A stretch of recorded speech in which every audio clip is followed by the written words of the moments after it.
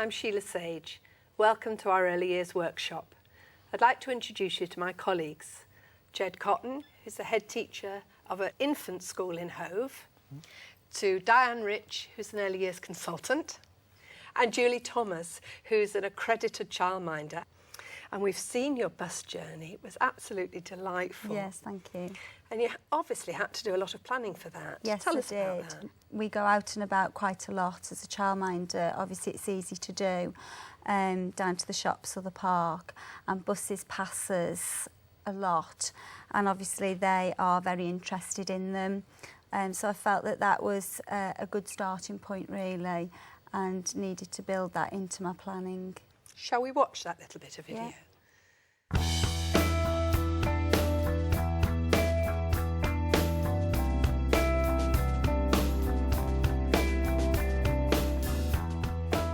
I wanted to see what they actually got out of the journey going on the bus and what they actually took in. Right, and what sort of things do you think you could do?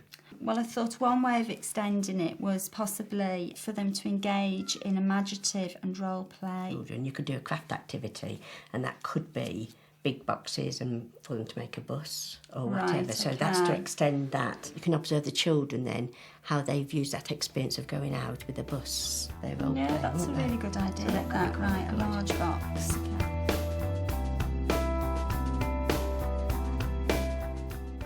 Jeb, we know that planning's important, but how do we feature the children in this? Well, I think what was really nice to see was in that planning episode, the children were the focus of the planning. You'd obviously observed, you knew them well, and you'd picked up a sense of their interests.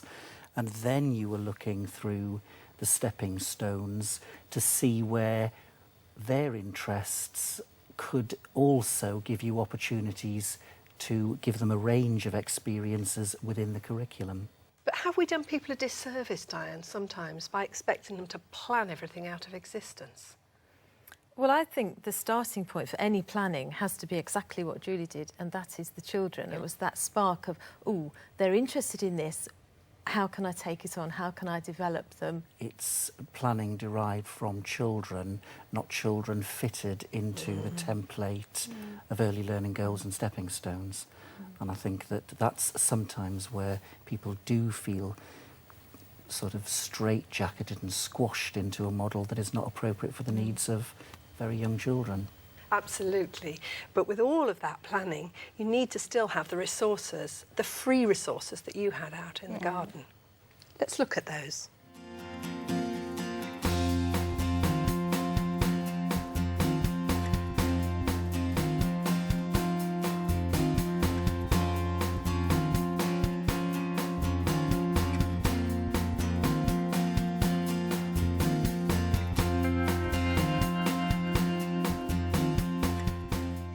I expect, Diane, you were really pleased to see they were outside. Certainly. I think you probably find, Julie, that outside is where your boys really like to be, and it's nice to see those activities outside, and nice to see you've anticipated some of the play that might be spun off from their first-hand experience of the bus ride. I mean, what I particularly liked about the range of things that you put outside was that not only would the children have a chance to build on the actual experience of the bus journey, but they could also use things and part of the different provision you made to extend other provisions. So they could, if they wanted to make a vehicle with the stickle bricks, they could take it to the road map. They might take it to the painting area and actually want of their own bat to paint a picture of it. And I think that sort of linkage or opportunities for linkage across a range of resources is really powerful. And what's nice is that within the resources you've put out, there's a lot of flexibility for those children. You're not directing them and saying you have got to make a bus or you've got to paint a bus or make bus tickets. They could paint anything they want. They could build anything they want. They could go to any space in the garden that they want. So you're supporting them, but not directing them. I think that's good. But I think the bus was so important to them, wasn't it? Let's go on the bus journey with them.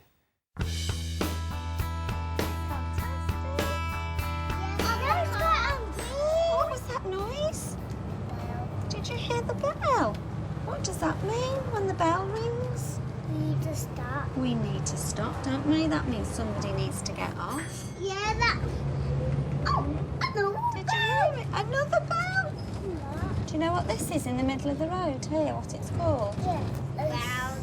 A roundabout. Yeah, it's got And we've got to go round it, haven't we? Yeah. A big bus. A big bus. But that one looks like our bus, doesn't it? Yeah, because it's got stairs on it, I think. Do you think that one's got stairs on it? Yeah. Has that one got an upstairs to it? Yeah. Yeah, because it's got top windows and bottom windows. Well done. It's got windows at the top and it's got windows at the bottom. There's a fire ranger. Whoa! Did you I see that? got a fire ranger. Have you? Oh, Oh, there's the police car. Oh, we've seen a fire engine and now the police car. Mum's got a bus. Wow. And how many buses? Yeah, it's like cars. It is like ours. Yeah, that's why I love A bus. little bus. There's a big bus and a little bus. Yeah, because that's called a mini bus or little bus. Do you see the cinema? Oh, that is the cinema. Well done. Would you like to take a picture of it for me? Right. Wasn't that great? And Jed, you were itching to be on that bus, I could tell. Well, absolutely. I mean, for me, it just screams the power of first-hand relevant experience and all the learning that you can have just through conversation. I mean, the children actually were incredibly knowledgeable. They were just throwing out what they knew about the world around them all the time, and they were just stimulated by all the different things they saw, and it was great. I would have liked to have been there. Did they surprise you with some of the things that they came up with? They did surprise me because I planned for them obviously to have the experience of the bus, but actually I wanted them to note key features along the route. That was what my Yes. planning was. But what Yes. actually came out of it was just so amazing, that on times it was nice just to sit back and watch and observe them and the language that they used and what they actually visualised themselves was Yes. just wonderful. What did you think, Diane, about when they noticed the cinema and the IT that they used? Well, I mean, for me, it just emphasised your passion for taking the children's interests. I mean, initially we know that the bus ride came about because the boys were interested in buses.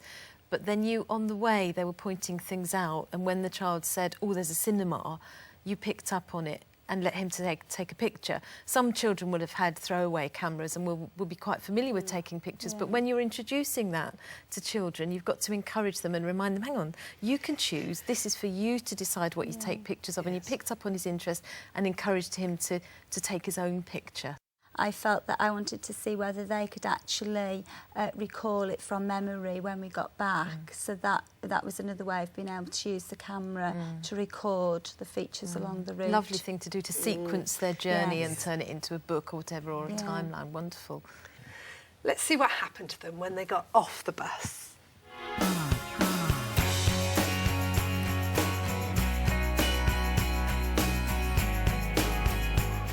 There's lots of numbers on here. Do you know what these are? Yeah. These are the times of the buses. So Yeah.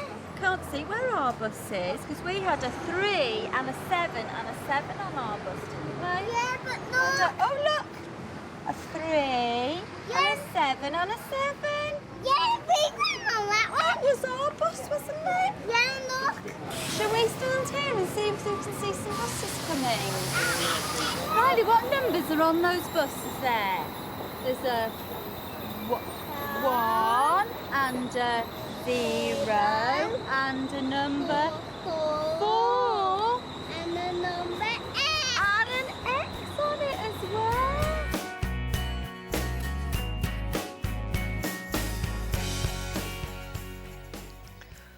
All that mathematical language in such a rich learning experience. And I think really it's nice to see them using number in context, Yes. authentic use of number. And they demonstrate quite clearly they can recognise 1, they can recognise 0, they can recognise 4. There's a purpose to those numbers. And that's very motivating to actually go on and be learners and learn about numbers. They are getting to sense what it's all about, why it's important to them. And what I really like is when he said X, you didn't correct it. You didn't say, no, that's actually not a number. You just repeated it but didn't preface it with the word number. I think that's very nice. because it's a pattern, isn't it? It is a pattern, yes. And how did the children take that on when you got back? The children were very, very excited, and especially when they actually saw the photographs that they'd taken on the journey, and were actually able to sequence them into order. And I then wanted to extend that into their creative development through role play, and to introduce a large box that maybe they would have liked to have turned into a bus. Let's watch it.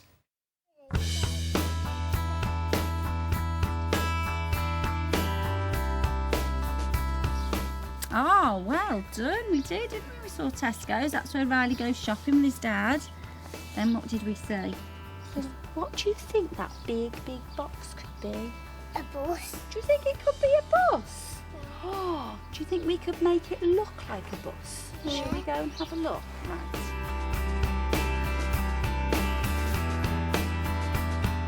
What about the number? Yeah, What number do I need to put on here? 3 and a 7 and a 7.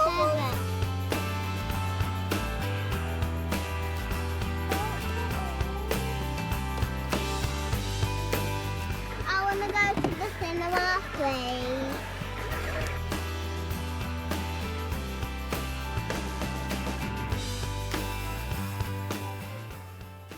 Could the children have played like that if they hadn't been on the bus? No, I doubt it. What they'd learned from that experience was they kind of understood a bit more about the world of buses. Before, especially Tom, who'd never been on a bus, only would have known that buses go along the road. But now he knows what it's physically like in a bus, so they can physically make one. He knows about the people in buses. He knows that buses go from a place and to another place, and that the 377 has a particular route. It includes the cinema. And you heard them ask to go to the cinema. They knew that bit about their world. Wonderful experience. First-hand experience. They can only do the incredible if they've had the experience on which to base their playing. I think what they've had is an emotional experience. And I think it's that emotional experience that's given them that opportunity to play so richly, don't you think? Yes, and just the joy of those numbers, the way they remembered the numbers, because it was relevant to them. It was very, very pertinent to a recent experience they'd had, and the numbers were alive because that was the number of their particular bus. Diane, what, for you, are the key learning experiences through that film? Well, I think the key learning experiences for practitioners watching this are that it's important to tune into children and what their interests are and really build on that and let that inform your planning, which is exactly what you've done, Julie.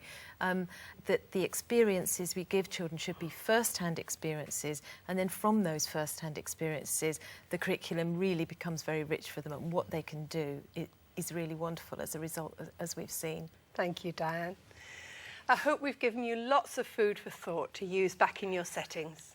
I'd like to thank the panel members, and especially to you, Julie Thomas, for letting us go on that wonderful journey with you. Please join us next time on Early Years Workshop. But for now, goodbye.